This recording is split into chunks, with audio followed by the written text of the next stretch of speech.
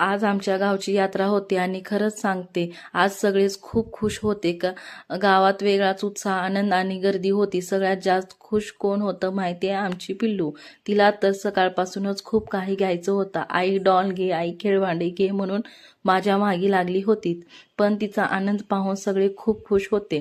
थोड्या वेळाने मी आंघोळ करून थेट स्वयंपाकाकडे गेले. आज पनीरची भाजी केली आणि मम्मीने गरमागरम चपात्या बनवल्या. आम्ही दोघीही मिळून घर आवरलं, सगळं कामही आवरून घेतलं. नंतर संध्याकाळी यात्रेला जायचं होतं म्हणून त्यासाठी दोघीचीही लगबग सुरू होती. नंतर आम्ही सगळे यात्रेसाठी निघालो. यात्रा खूपच मोठी भरली होती. इतकी गर्दी होती की चालायला रस्ता नव्हता. पिल्लूसाठी खूप सारी खेळणी, बॉल, खेळभांडी घेतली. किचनमधलं थोडं साहित्य घेतलं आणि हो, थोड्या मलाही बांगड्या घेतलो. मेकअपचं सामानही घेतलं. रातपाळणे पण आली होती. लाईट, संगीत आणि मुलांचा आनंद पाहून मन भरून आलं. खूप फिरलो, खूप थकलो, पण मन मात्र खूप खुश होतं.